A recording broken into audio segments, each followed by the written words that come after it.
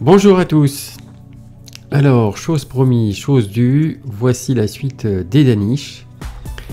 Donc la première partie, c'est donc les daniches aux pruneaux et noisettes.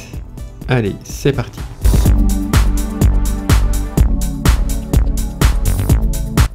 Alors prenez les 500 g de pruneaux et dénoyautez-les.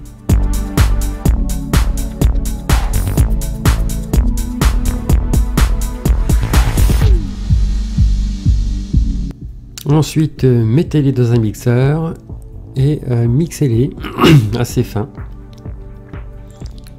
Bien fin même, alors vous allez voir, ça va vous faire une pâte assez dense, assez ferme. Et la couleur est assez verdâtre. Et ce qui est rigolo, c'est que ça va changer de couleur petit à petit au fur et à mesure. Ça vient de l'oxydation de l'air sur les fruits. On a ça avec les bananes.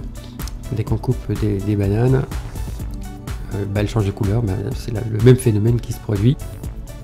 Alors étalez un peu de pâte daniche, faites-la relativement fine, enfin fine, 5-6 mm. Comme c'est une pâte qui est assez ferme, donc n'hésitez pas à la travailler, mais sans trop forcer dessus. N'oubliez pas que le feuilletage c'est quelque chose de fragile, et que si vous y allez trop fortement, vous risquez de l'abîmer, et ce sera un peu dommage. Voilà, une fois que vous avez détaillé les fonds et les dessus, il ne reste plus qu'à foncer donc votre pâte. Alors moi j'ai des moules, c'est des petits moules entremets, évidemment vous n'êtes pas obligé de suivre à la lettre ces moules là, en fait c'est pas très pratique, je n'en avais pas d'autres pour faciliter en fait ce que je voulais faire à la base, et c'est quand même un peu plus facile avec des moules à tartelettes dont les bords sont pas à angle droit. Là ça m'a obligé à travailler davantage les angles pour éviter que la pâte retombe.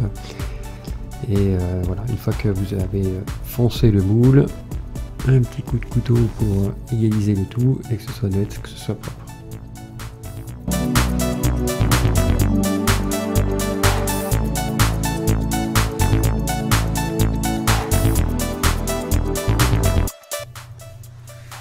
Voilà, je reviens avec l'angle du doigt de façon à bien former les angles.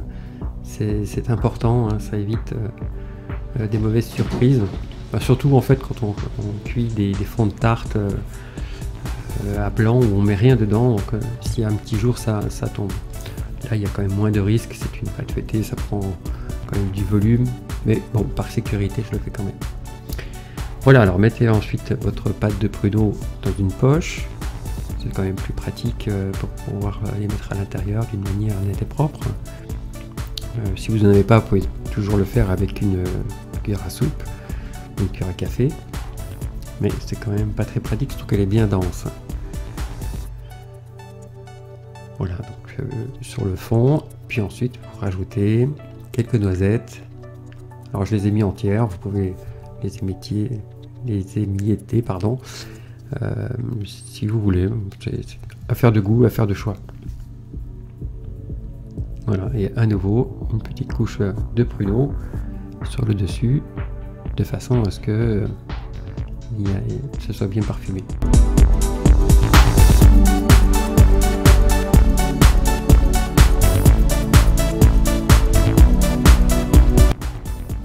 Voilà, avec un œuf de dorure, venez donc mettre un petit peu de dorure sur le haut là, des moules, de façon à ce que votre chapeau puisse coller correctement au four.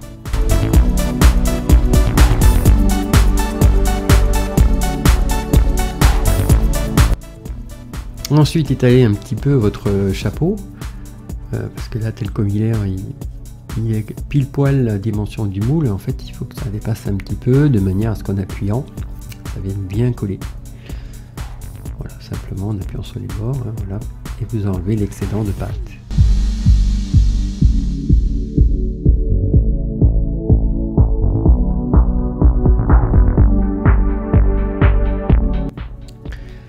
Alors un petit peu de dorure sur le dessus, et ensuite un petit décor avec des petits morceaux de pâte en forme de losange.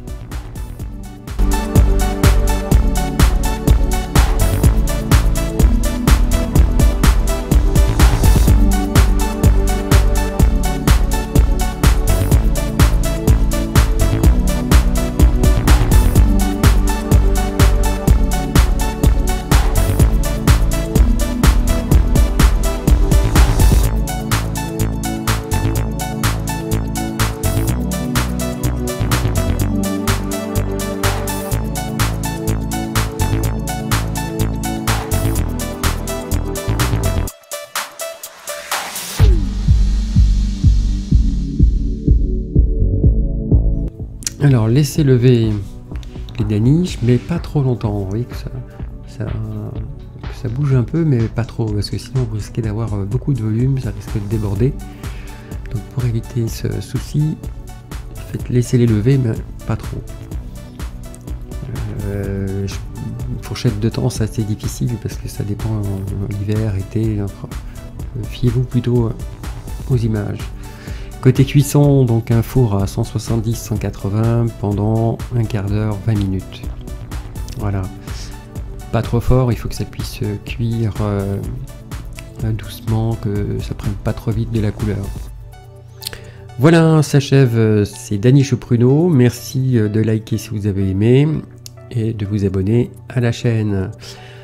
A très bientôt pour les futurs daniches aux abricots cette fois. Salut!